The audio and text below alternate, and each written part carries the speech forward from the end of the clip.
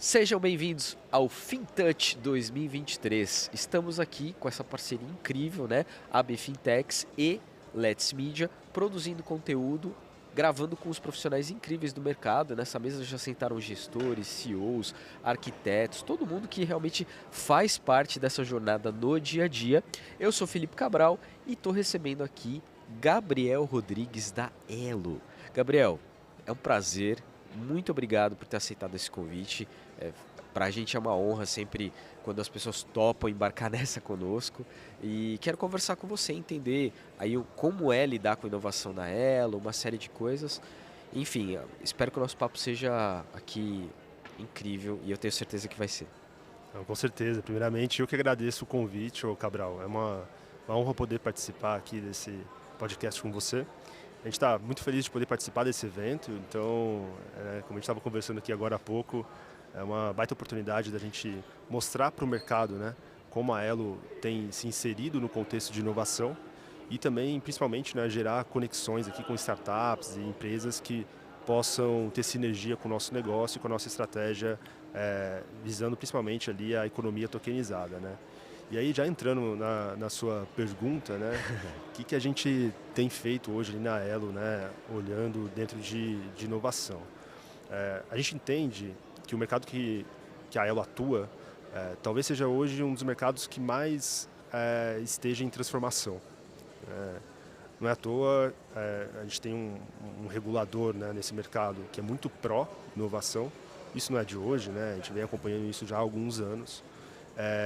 E o nosso objetivo ali, né, como área de inovação dentro da companhia, é manter a companhia atualizada, manter a companhia à frente do que está acontecendo, para que a gente consiga manter o nosso papel relevante como empresa provedora de tecnologia de pagamento para o mercado, independentemente se a gente está falando de um arranjo de bandeira ou se a gente está falando, por exemplo, de DREX. Então, a nossa missão ali hoje na área é encontrar as melhores oportunidades de negócio, as melhores soluções que possam gerar valor para o nosso cliente, independentemente do contexto e do cenário que a gente esteja atuando. Incrível, incrível. Faz todo sentido isso que você disse. E eu quero até dar um passo para trás mesmo, para a gente começar, talvez dando um patamar melhor sobre essa questão de inovação no geral, né? A gente viveu nos últimos anos no Brasil, especialmente no setor financeiro, um esforço gigantesco de desconcentração, de inovação, de promoção de novos espaços, novos modelos, uma série de coisas que realmente tornaram o Brasil especial no cenário mundial ali, financeiro. Eu até brinco com os meus amigos que são da economia, né? Eles reclamam muito que o Brasil perdeu produtividade ao longo das últimas décadas, em vários setores, né? Indústria, produção agrícola. Não é que perdeu assim, mas não cresceu o mesmo tanto que outros setores cresceram no mundo. E eu tenho a sensação que no setor financeiro é o contrário, porque de tudo que eu vejo, não sei se eu sou apaixonado, mas assim, cara, se eu ficar 3 dias sem acompanhar a notícia, uma semana sem acompanhar a notícia, já aconteceu tanta coisa que eu tô atrasadíssimo, né? É isso. E isso por conta dessa velocidade, produtividade, lançamentos novos e tudo mais. Mas eu queria te perguntar, como que é estar dentro de uma área de inovação, numa empresa como a Elo, que virou uma empresa tradicional, não é uma empresa super antiga, mas é uma empresa que hoje já é vista como uma empresa tradicional, respeitada, né? Que tem um legado. Como é que é estar dentro de uma área de inovação? E junto com essa pergunta mesmo diante desse cenário de uma série de inovações que já foram feitas, ainda tem espaço para mais inovação? Por exemplo, que tipo de dores ainda precisam ser resolvidas, sabe? Como é que se Uhum. enxerga isso em termos ainda de horizonte futuro que precisa ser atacado, sabe? Legal. Cara, ainda tem muito espaço para inovação. Eu particularmente acho que sempre haverá espaço para inovação, Boa. porque as coisas estão sempre mudando, né? Eh, e assim, as empresas e o mercado precisam ir se adaptando a essas mudanças, né? O que a gente enxerga hoje, né, como uma empresa que atua muito próximo ao consumidor brasileiro, é que ainda existem muitas pessoas que não possuem acesso à economia digital. E a gente sabe que a economia digital ela pode facilitar e muito a vida dessas pessoas, né? Total. E aí eu estou falando não só, né, das questões de flexibilidade, simplicidade de pagamento, né, tornar Acesso. um acesso mais fácil, tornar um pagamento mais seguro, mas até mesmo soluções de crédito mesmo, que a gente sabe que hoje tem muitos brasileiros que não conseguem ter acesso a crédito, ou não conseguem ter acesso a determinados tipos de serviços financeiros, muito pelo fato de não terem acesso à economia digital, né? Então acho que isso está muito atrelado ao nosso momento, né, de tentar traduzir o que está sendo feito hoje, o que está na pauta, né, na agenda de inovação da economia digital, para o nosso público, que é o público brasileiro. E, honestamente, eu me sinto muito privilegiado de estar participando dessa fase, né, desse momento de evolução. Porque tem muita coisa acontecendo, como você falou, e eu acho que, ao mesmo tempo, isso gera uma responsabilidade enorme para o mercado, de assim, encontrar de fato, né, como que a gente pode usar esses meios, usar essas tecnologias que estão sendo desenvolvidas para gerar algum valor, para, enfim, facilitar a vida de quem está lá na ponta, né, e não simplesmente usar a tecnologia só para usar. Acho que você usou a palavra certa, né? Gerar valor, né? Como é que você faz essas coisas gerarem valor? Porque no fim do dia é disso que se trata, assim. Inovar por inovar, a gente pode se juntar aqui com um bando de amigos e criar uma coisa nova todo dia, toda hora, mas será que isso vai realmente trazer benefício na ponta para as pessoas que precisam, né? Isso. Entendido. E especialmente você tá com um chapéu dentro da Elo, que é olhar para esses temas completamente novos da economia blockchain, né? Real digital, economia tokenizada, enfim. Você realmente está num setor, olhando numa direção que é muito recente para o mercado inteiro. Não é que cartões existe há quantos anos, há quantas décadas? Tudo bem, ainda tem coisa para inovar, mas é um mercado já consolidado, né? Agora, real digital é piloto ainda, não existe, né? Tokenização começou aí há pouquíssimo tempo, a gente ainda está vendo os primeiros projetos tokenizados, instituições grandes ainda não entraram de cabeça em tokenização, estão montando times agora. Então a minha pergunta é, como é que é para você, qual que é o seu sentimento geral em relação a isso? E já para emendar, né, a Elo hoje faz parte de um dos consórcios que está no piloto do Drex. Eu queria que você comentasse que consórcio é esse, quais instituições fazem parte e qual é a proposta, né, o que vocês vão fazer dentro desse arranjo. Bacana. Bom, respondendo a primeira pergunta, eu acho que o momento é de otimismo e, ao mesmo tempo, de hipóteses, né? Sim.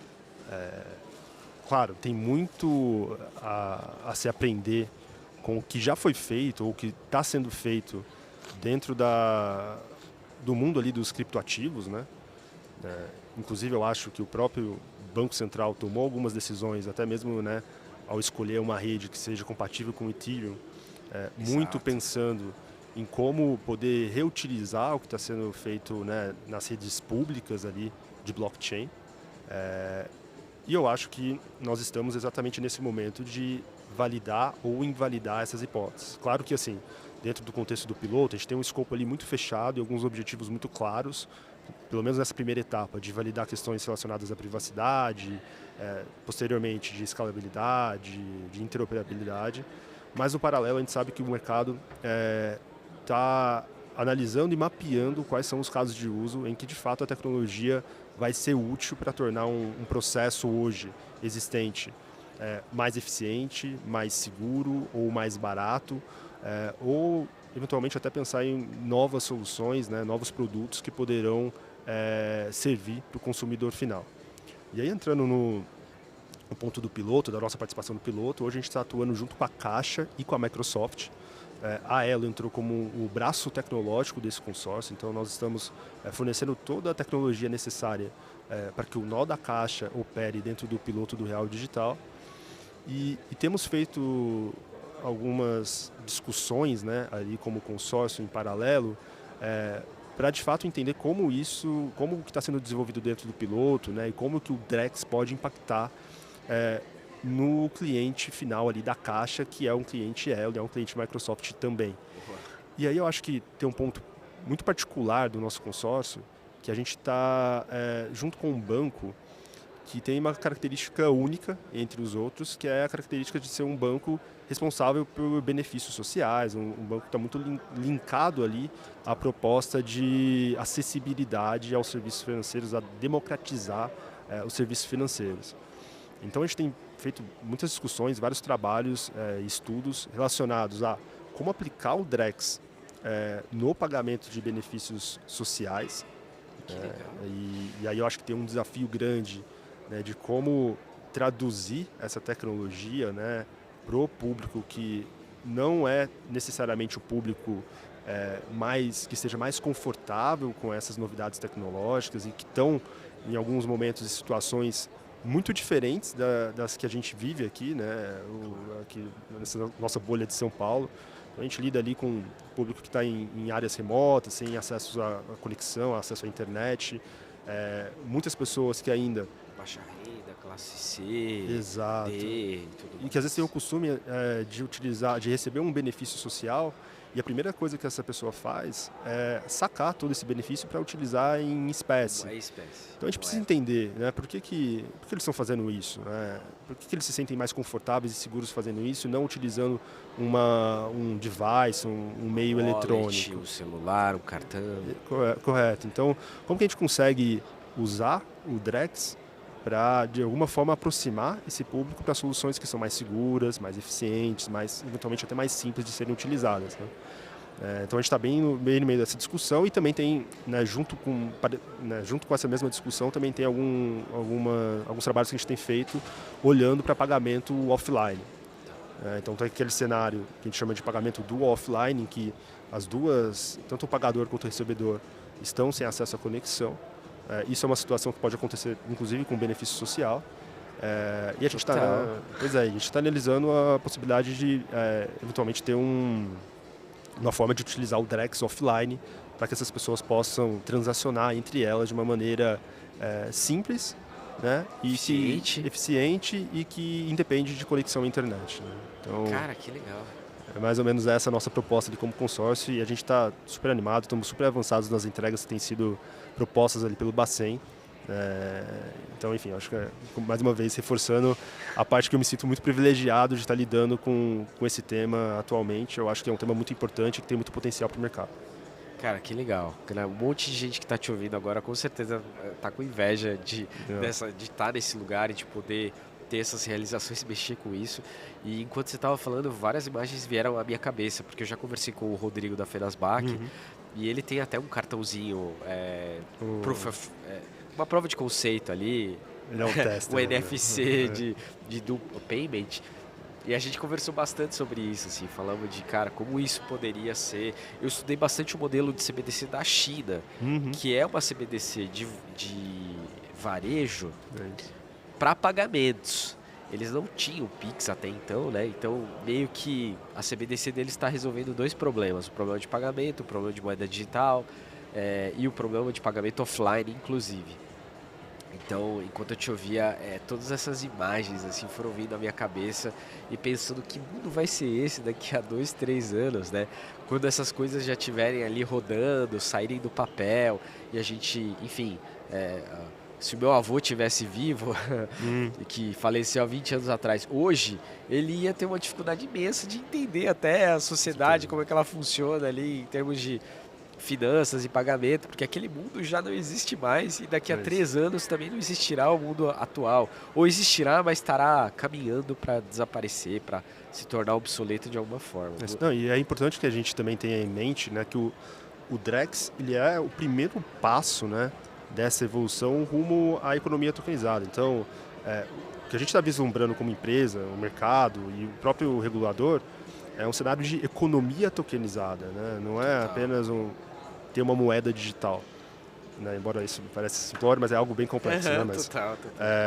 E para você chegar num cenário de economia tokenizada, beleza, a gente está construindo uma plataforma, né, financeira para essa economia, mas o mundo ideal seria que a gente tivesse não só, né, a plataforma financeira, mas também outras entidades, outros sistemas, né, sei lá, seja de seguro, programas de fidelidade, enfim, N possibilidades também em redes que não seja a mesma rede, mas que sejam redes compatíveis para que a gente possa tirar o máximo de proveito desse tipo de tecnologia. Né? Total, dessa camada de tecnologia, é isso. Exato, então é ali que a gente está mirando, né? Então a gente sabe que não só o Drex, né, mas a economia tokenizada não é algo que vai acontecer do dia para a noite, mas existe todo um trabalho a ser feito nos próximos anos, no qual a gente tem muito espaço e temos todas as ferramentas possíveis nas mãos agora para poder entender qual que é a melhor forma de estruturar toda a base necessária para que a economia tokenizada seja viabilizada.